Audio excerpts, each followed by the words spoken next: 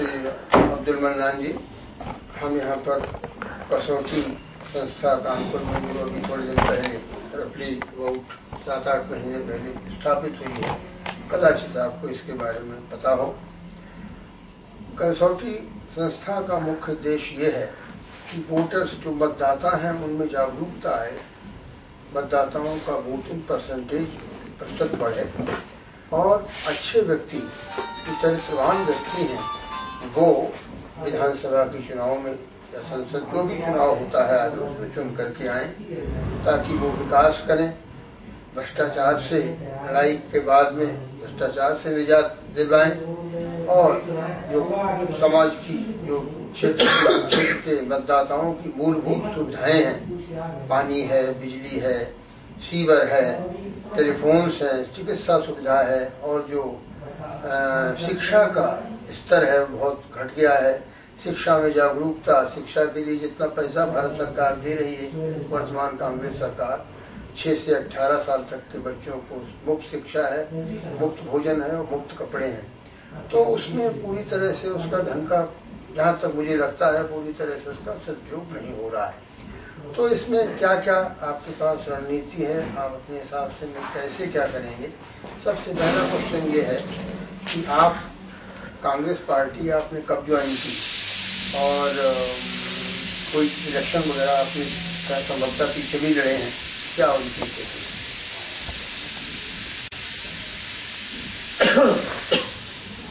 देखिए, जहाँ तक कांग्रेस पार्टी का सवाल है, हमें नहीं मालूम कि मैंने किसी दूसरी पार्टी में भी कभी काम किया है। शुरू से ही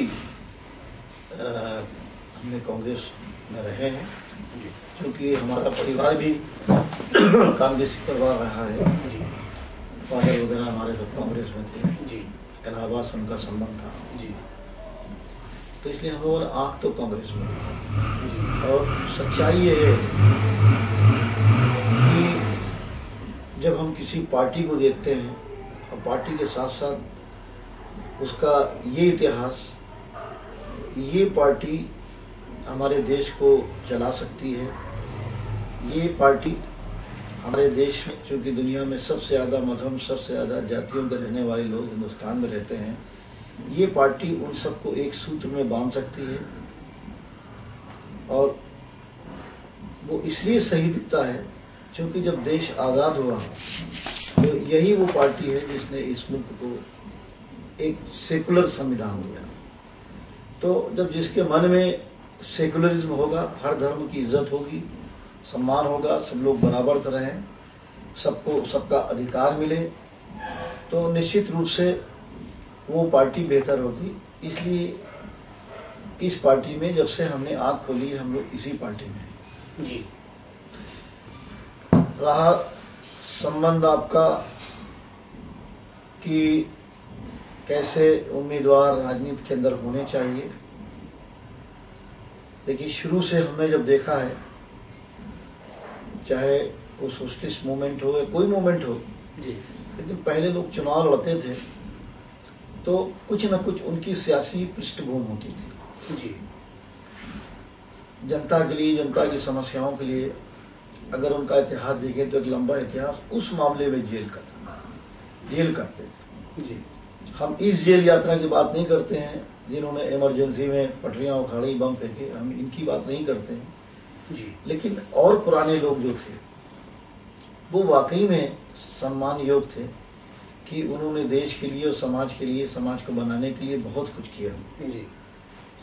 आज उन सब चीज़ों की बहुत कमी आ रही है क्योंकि अब आप देखिए, राजनीति के अंदर राजनीति विचारधारा के लोग ना होकर के जब कमर्शियल विचारधारा के लोग आएंगे तो आप क्या उम्मीद करेंगे कि जनता के लिए कुछ कर सकते हैं, समाज के लिए कुछ कर सकते हैं? तो उनका तो उनकी मानसिकता ही अलग होती है।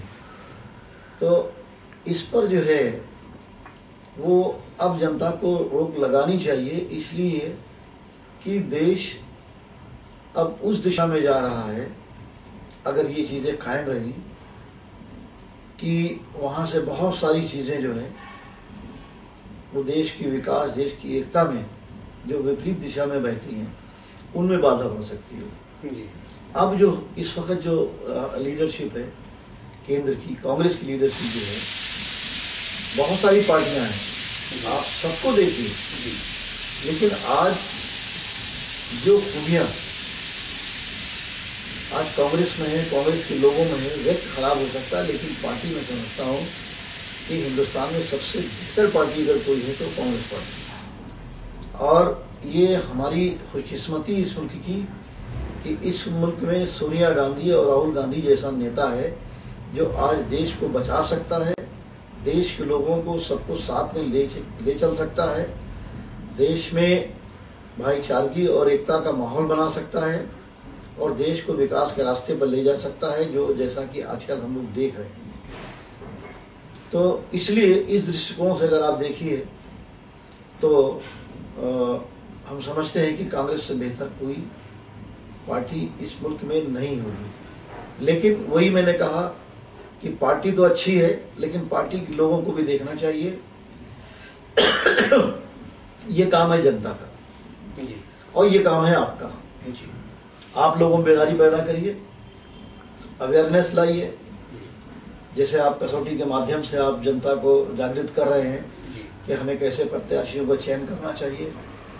जिस बहादुरी के साथ, देखिए अन्ना का एक आंदोलन था भ्रष्टाचार तक, तो भ्रष्टाचार की सबसे बड़ी विरोधी तो सोनिया गांधी को थे। अगर उनको पता लग जाता है कि हमारी पार्टी में यह व्यक्ति भ्रष्ट है तो शायद मेरा ख्याल में उसको हटाने में, उनको सजा देने में उनको कोई देर नहीं लगती है। लेकिन अब चूंकि ये डेमोक्रेसी है, स्वतंत्र है, आरोप प्रत्यारोप हर आदमी को लगा सकते हैं। वो एक गाना नहीं है, अच्छों को बुरा साबित करना दुनिया की पुरानी आदत है। तो उससे कोई ऐसा फर्क नहीं पड़ता। लेकिन अगर उनका आंदोलन अच्छा है, उनके इश्यूज अच्छे हैं, तो उसको कांग्रेस ने भी सपोर्ट किया। लेकिन ये सिर्फ वहीं तक महदूद नहीं रहता कि अगर आपने केंद्र सरकार के ऊपर हमला किया, केंद्र सरकार को बदनाम किया और बदनाम करने के आड़ में आपको कुछ न मिले और उसका फायदा यहाँ की सांप्रदायिक ताकतें उठा लें, यहाँ के जो व्यवसायिक विचारधारा के कमर्शियल मेंटेलिटी के लोग हैं वो उठा लें, वो देश के लिए हम समझते हैं बहुत बड़ा घातक होगा। इसलिए अगर उनका मन साफ है और अगर उनमें क्षमता है तो उनको निकल करके आना चाहिए इस इलेक्शंस में और यहाँ आकर के उनको इस देश की जनता को समझाना चाहिए कि हमें किनको वोट देना है और किनको नहीं देना है। अगर वो ये बात करते हैं तो हम समझते हैं कि उनकी नीयत कुछ ठीक है। लेकिन अगर वो आकर के सिर्फ बयान यही दें कि हमें कांग्रेस को हराना है, तो हम समझते हैं वो किसी पार्टी के एजेंट बनकर के काम कर रहे हैं। तो ऐसी उम्मीद नहीं है, लेकिन ये उम्मीद जरूर है कि अगर वो इधर आकर के कुछ इस तरह का काम करते हैं, कुछ संदेश देते हैं प्रदेश की जनता को, देश की जनता को और विभिन्न प्रदेशों में कि आप अच्छे प्रत्याशियों का चयन करिए और ये जितनी पार्टियां हैं इनमें देखिए कौन पार्टी सबसे बेहतर है, उसको वोट दीजिए। तो हम समझते हैं कि उनका लोग सम्मान करें। लेकिन अगर वो इस तरह के बयान देते हैं जैसे वो बयान दे रहे हैं कांग्रेस के खिलाफ, तो फिर वो लोगों के मन में जो धारणा है कि ये पर्टिकुलर एक पार्टी के लिए काम कर रहे हैं, वो सही साबित होगी। हम खुद चाहते हैं कि जो लोग समाज की सेवा के लिए निकले हैं उनके दामन साफ होने चाहिए। दामन से मुराद ये नहीं है मेरी कि उनकी एक्टिविटीज जो जनता के लिए हो या और बहुत सारी चीजें ऐसी होती हैं, लेकिन दामन से मेरी मुराद ये जरूर है कि भ्रष्टाचार से वो दूर रहें। देखिए ऐसे लोगों को जनता खुद सहयोग करती है। अगर जनता का सही प्रतिनिधित्व, मैंने देखा है अपने जमाने में, अपने जब मैं छोटा था, कि जो गरीब नेता रहता था जनता उनको चंदा करके उनको कार दिलाती थी। लेकिन आज तो लगता है कि बहुत सारे लोग जो हैं वो कार लेकर पैदा ही होते हैं।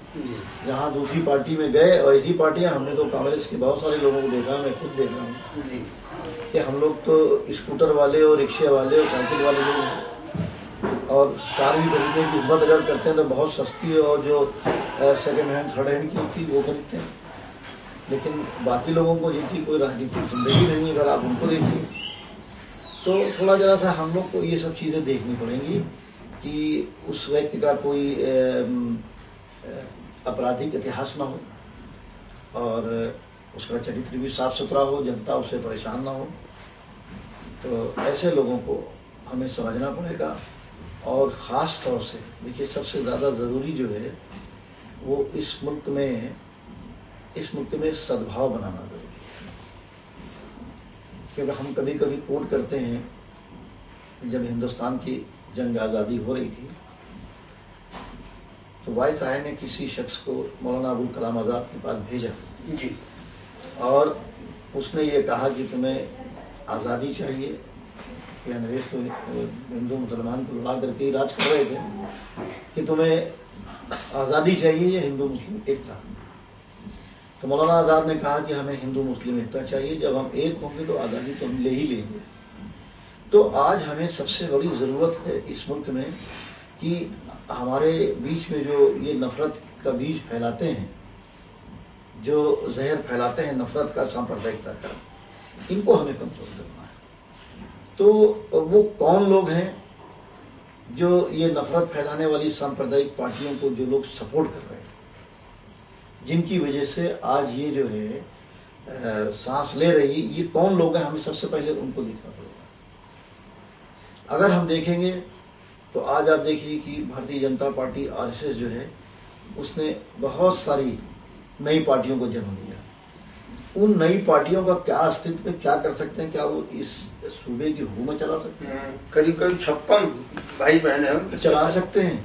क्या वो मेयर और जिला परिषद का अध्यक्ष चुन सकते हैं? वो जब कुछ नहीं कर सकते हो, तुम कितने इलेक्शन में लगे हो पीछे, सिवाय वोट काटने के अलावा दूसरा कोई काम नहीं करते। तो हमें सबसे पहले ऐसे लोगों को किनारे करना पड़ेगा और इसमें आपका सहयोग बहुत ज़रूरी है। और